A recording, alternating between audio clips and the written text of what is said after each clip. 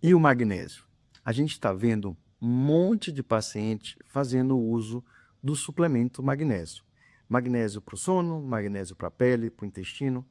Óbvio que eu não vou entrar nesses detalhes porque não é minha área, eu sou cardiologista.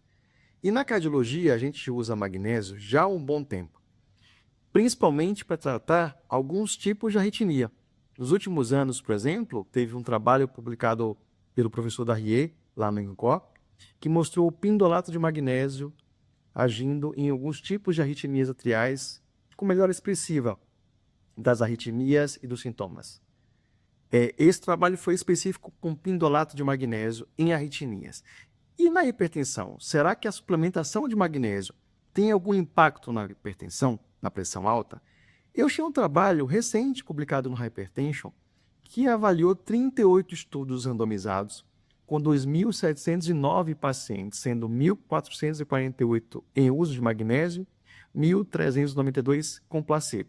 É uma meta-análise com 38 estudos que durou aproximadamente 12 semanas e a dose média de magnésio por dia era de 365 miligramas. Variava entre 82 até 637.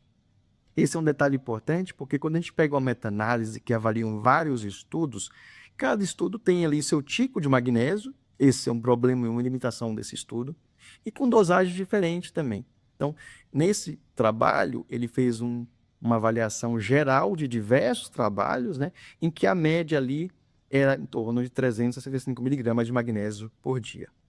E os principais achados desse trabalho são interessantes. A reposição de magnésio para paciente que não tem hipertensão não influenciou em nada na queda, na redução ou na alteração dos níveis pressóricos, ou seja, normotenso não influenciou em nada.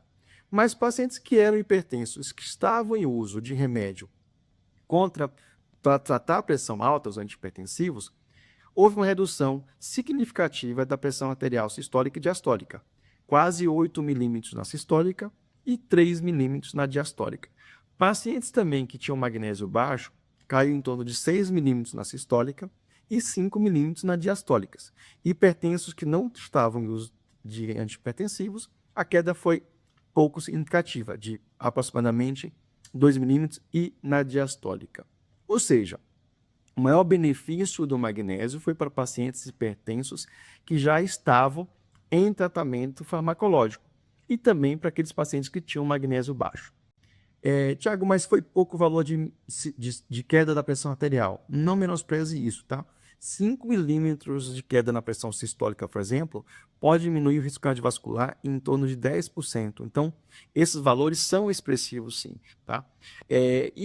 Qual é o mecanismo de ação do magnésio na pressão? Não se sabe com certeza, mas postula-se que tem influência muito mais no tônus muscular, diminuindo ali a resistência vascular e, consequentemente, havendo queda da pressão arterial. Talvez com óxido nítrico, talvez com o sistema renina-angiotensina-aldosterona, mas o fato é que o magnésio poderia funcionar como um vasodilatador, né? Talvez fraco, mas poderia ser um vasodilatador. Mas o que ele mais chama atenção nesse trabalho aqui, o magnésio influencia, e aí tem a relação do paciente hipertenso em uso do remédio ter maior efeito, é que o magnésio pode, ou melhor, muitos desses tratamentos antihipertensivos nós utilizamos diuréticos, que são, na maioria das vezes, medicamentos que podem abaixar o magnésio no sangue. Então, a suplementação do magnésio poderia influenciar no efeito melhor desse diurético sem ter o efeito colateral. Então, talvez o magnésio haja muito mais nessa questão do que como um efeito vasodilatador geral. Isso aqui é discutido no trabalho, eu não tenho certeza, mas é uma suposição do mecanismo de ação e dos achados que foram vistos ali nesse estudo.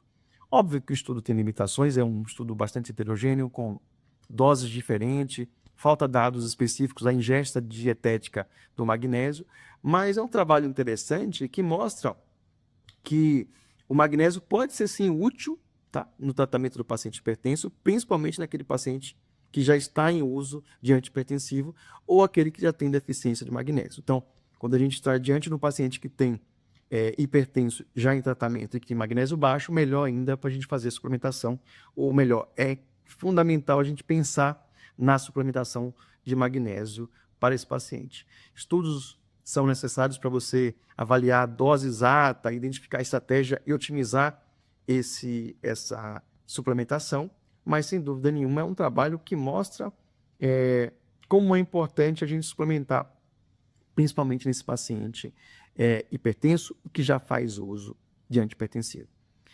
A referência do trabalho está aqui na descrição do vídeo. Você também pode encontrar esse trabalho no meu site. Eu deixei uma forma mais fácil de você entender esse trabalho como um todo no meu site. E também você pode ouvir no podcast P Alta, feito com inteligência artificial, mas sob minha curadoria. E tem esse trabalho também de uma forma mais fácil para você entender. Espero que você tenha gostado. A gente se vê no próximo vídeo. Um abraço, saúde!